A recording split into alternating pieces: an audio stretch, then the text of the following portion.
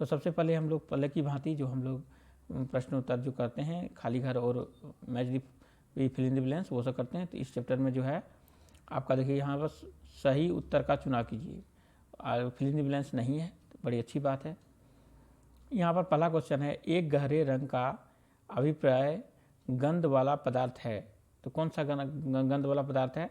तो ये पेट्रोलियम पदार्थ, ये सबकी को पेट्रोलियम, ये सब जो है गैस, कोयला, कोलतार, ये सब जो पेट्रोलियम पदार्थ, इसके पेट्रोलियम पदार्थ के अंतर्गत आता है। दूसरा है, कोयला बनाने में कितना समय लगता है? तो कोयला बनाने में बहुत समय लगता है, लाखों वर्ष समय लगता है। तीसरा क्वेश्चन है, पेट्रोलियम का कौन सा उत्पाद सड़क निर्माण हेतु उपयोग किया जाता है? तो बिटुमिनस जो है उसका उपयोग किया जाता है। निम्नलिखित में कौन सा पदार्थ जीवाश्म ईंधन है? तो देखिए कोयला जो है ये जीवाश्म ईंधन है। प्राकृतिक गैस मुख्यतः कौन सी गैस होती है? तो प्राकृतिक गैस जो होता है मीथेन होता है, यह जो है जमीन से भी निकलता है। तो हम लोग ये फिल इन द ब्लैंक्स हम लोग कर लिए हैं, ये सब करना नहीं। अब हम लोग आ जाते हैं क्वेश्चन आंसर में सीधे। तो 2 नंबर क्वेश्चन में आंसर है, अक्षय प्राकृतिक संसाधन क्या है? उदाहरण सहित समझाइए। अक्षय माने जो समाप्त नहीं होने वाला है। तो वे संसाधन जो प्रकृति में उपस्थित है और मानवीय क्रियाकलापों से समाप्त होने वाले नहीं हैं, यानी वो कभी खत्म नहीं होगा। जैसे हवा है, प्रकाश, सूर्य का प्रकाश इसे खत्म होगा? नहीं होगा। अक्षय प्राकृतिक संसाधन कहलाते हैं, जैसे सूर्य का प्रकाश और हवा, है ना। देखिए तीसरा क्वेश्चन है, जीवाश्म ईंधन किसे कहते हैं? उदाहरण सहित लिखिए। तो ऐसे ईंधन जो मृत वनस्पति अथवा मृत जंतुओं के अपघटन से बनते हैं उसे जीवाश्म ईंधन कहलाते हैं। जैसे में कोयला, पेट्रोल तथा प्राकृतिक गैस जीवाश्म ईंधन के उदाहरण हैं। चौथा क्वेश्चन है, कार्बनीकरण क्या है? तो देखिए मृत वनस्पति के धीमे प्रक्रम द्वारा कोयले में परिवर्तन को कार्बनीकरण कहलाता है। यदि जैसे होता है कोई पेड़ पौधा जानवर दब गया, लाखों हजारों साल पहले दबा हुआ रहता है, तो उसी के अंदर में जो प्रक्रिया होता है उसके उस सब पेड़ पौधा जीव जंतु में, तो उसी को कार्बनीकरण कहलाता है। 5वां क्वेश्चन है, प्राकृतिक गैस एक स्वच्छ ईंधन क्यों है? देखिए क्योंकि यह एक प्रदूषणकारी है, क्योंकि यह कम प्रदूषणकारी है तथा इसके जलने पर न कोई धुआं निकलता है और न ही कोई अपशिष्ट पदार्थ बचता है, इसलिए प्राकृतिक गैस जो है एक अच्छा स्वच्छ ईंधन माना जाता है। हम लोग आते हैं 6 नंबर में, समझाइए जीवाश्म ईंधन समाप्त होने वाले प्राकृतिक संसाधन क्यों है? तो जीवाश्म ईंधन के निर्माण में लाखों करोड़ों वर्ष लगते हैं, जबकि इसका भंडार सीमित है, कुछ वर्ष तक चल सकते हैं, इसलिए इसे हम न्यायोचित उपयोग ही करना चाहिए। हमें इसका उपयोग तभी करना चाहिए जब हमें नितांत आवश्यक हो।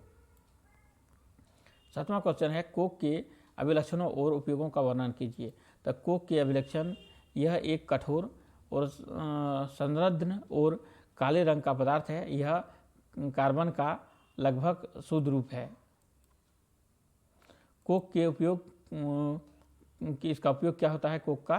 तो देखिए कोक का इस्तेमाल इस्पात के बड़े पैमाने पर औद्योगिक निर्माण और बहुत से धातुओं को निष्कर्षण में किया जाता है।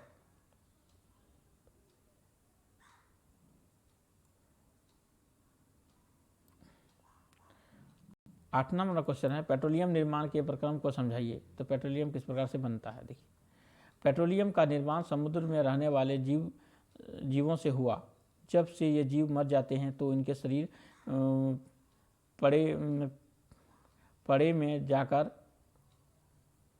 जम गए और फिर रेत तथा मिट्टी की तहों द्वारा ढक गए। लाखों वर्षों के बाद वायु न होने के कारण जीवों के शरीर गैस तथा पेट्रोलियम बन जाते हैं। ये पेंदी जिसको बोलते हैं ना, पेंदी में जाकर, ये पेंदी लिखा हुआ है, पेंदे में जाकर जम जाता है। हम लोग आते हैं 9 नंबर क्वेश्चन में, मृत वनस्पति से कोयला किस प्रकार बनता है? तो देखिए यहाँ पर उत्तर है, 300 मिलियन पहले पृथ्वी की जलीय स्तर पर घने वन थे। भूकंप, बाढ़ आने से घने वन डूब गए। लाखों वर्ष के बाद वन की लकड़ियां कोयले में बदल गई। इस प्रकार मृत वनस्पति से कोयले बने। 10 नंबर क्वेश्चन है, बड़े बड़े शहरों में गाड़ियां गैस से चलाई जाती है, क्यों? क्योंकि पेट्रोल डीजल की कमी है और इससे प्रदूषण भी होता है, इसलिए बड़े शहरों में गाड़ियां गैस से चलाई जाती है और गैस सस्ता भी है। अगर 11 नंबर क्वेश्चन है, अगर जीवाश्म ईंधन समाप्त हो जाए तो हमारे जीवन में क्या प्रभाव पड़ेगा? पेट्रोल के अभाव में यातायात व्यवस्था प्रभावित होगी। प्राकृतिक गैस के अभाव में भोजन बनाने के लिए लकड़ी अन्य संसाधनों पर निर्भर करना पड़ेगा। लकड़ी का संकट पहले से विद्यमान है।